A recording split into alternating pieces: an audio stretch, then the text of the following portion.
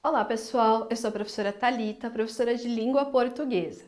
Hoje então nós vamos continuar falando do arcadismo, esse movimento literário que veio então para combater o que a gente via antes no barroco, que era o exagero, encher de figuras de linguagem. Aqui então os poetas árcades, eles focam então em poemas mais simples, uma linguagem mais simplificada. Então para eles esse conceito de simplicidade é muito importante. Lembrando, gente, que esse movimento ele também pode ser chamado de neoclassicismo. Neoclassicismo por quê? Eles recuperam então valores que nós vimos lá na antiguidade clássica nas artes, que é a arte greco-romana. Então também, gente, é uma possibilidade para vocês lembrarem. Hoje, especificamente, nós vamos falar sobre um dos poetas inconfidentes aqui do Brasil, que é o Tomás Antônio Gonzaga. Ele nasceu, gente, na cidade de Porto, em Portugal, no ano de 1744. Ele era filho de brasileiros e estudou com os jesuítas lá na Bahia quando ele veio para o Brasil. Foi cursar Direito na Universidade de Coimbra. Noivou em 1787 com Maria Doroteia de Seixas, jovem de 18 anos, e ele com mais de 40. Foi preso durante a Inconfidência Mineira, acusado de participação na revolta, então, dessa Inconfidência. Ficou 3 anos preso na Ilha das Cobras, no Rio de Janeiro, e ele falece em Moçambique em 1810. Gente, o Tomás Antônio Gonzaga, então, ele é um poeta que a gente estuda ele no arcadismo brasileiro, porém nós sabemos que ele não era brasileiro. Ele se considerava, porque seus pais eram brasileiros, mas ele nasceu lá em Portugal. Lembrando, gente, a Maria Doroteia, essa moça que ele noivou, ela é bastante importante, porque posteriormente ele vai escrever então um livro que a gente vai analisar depois. Também, gente, essa Ilha das Cobras, que ele ficou preso lá no Rio de Janeiro, recebe esse nome justamente pela alta presença de cobras. Inclusive, ela existe até hoje lá. Então, ela tem inúmeras espécies. Então, eles prendiam as pessoas lá justamente porque será que a pessoa ia se arriscar, então, a se aventurar nessa ilha com tantas cobras, correndo o risco de morrer, então, envenenado? E, gente, ele acaba, então, morrendo em Moçambique, lá na África. Então, como eu citei anteriormente, ele escreveu um livro chamado Marília de Dirceu, que é chamada a obra-chave dele e também do arcadismo brasileiro.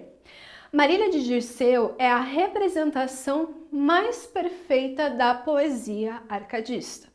Ou seja, gente, se eu tenho que achar um texto que realmente segue dentro do arcadismo brasileiro todos os preceitos do movimento, é o livro, então, Marília de Dirceu. Então, gente, vamos entender como que esse livro funciona. Aqui, gente, no livro, se confunde, então, a ficção com a vida do Tomás Antônio Gonzaga. Ele conheceu, então, a jovem de 18 anos, chamada Maria Doroteia Joaquina de Seixas, filha de pais ricos. Então, na época, ele tinha 42 anos e era jurista de renome.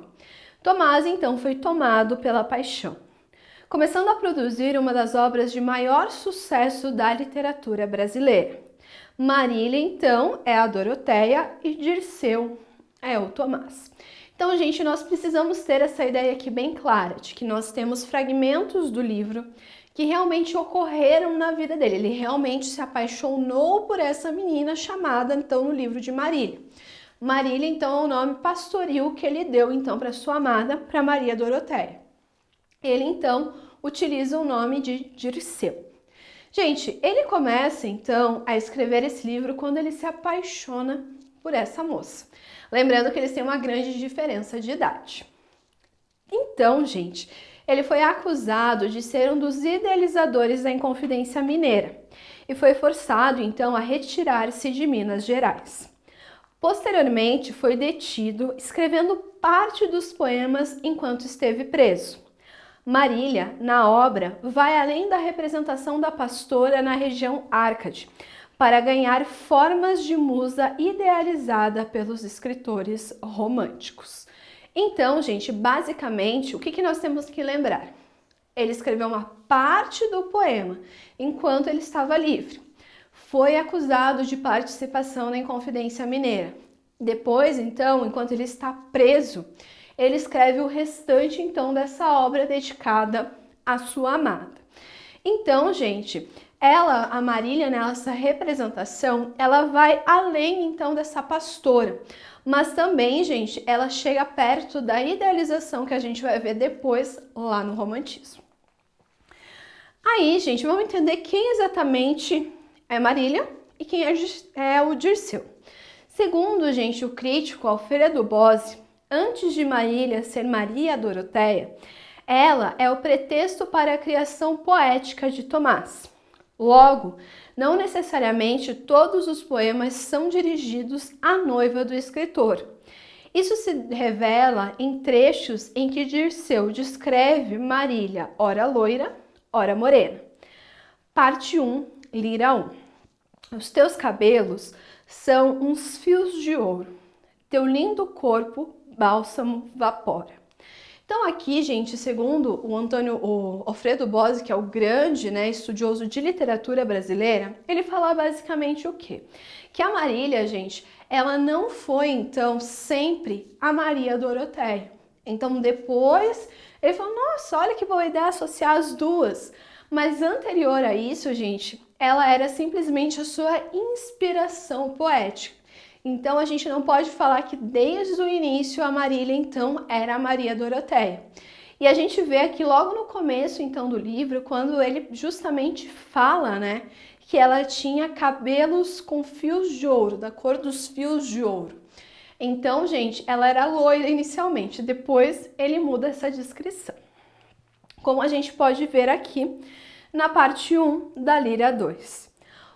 Os seus compridos cabelos que sobre as costas ondeiam, mas de loura cor não são, tem a cor da negra noite. Nesse trecho aqui, ele vem em contraposição, então, ao que a gente viu anteriormente. Justamente porque, gente, anteriormente ele coloca, então, a Marília como loira. Agora ele fala, não, teus cabelos, eles são compridos, mas eles não são loiros, eles são da cor da negra noite. Então, a gente já vê a diferença aqui da descrição da Marília. Já Dirceu seria a projeção artística do modo de ser e pensar do poeta, que por vezes se mostra como pastor e por outras como juiz. Então, nós temos aqui a parte 1 da Lira 1.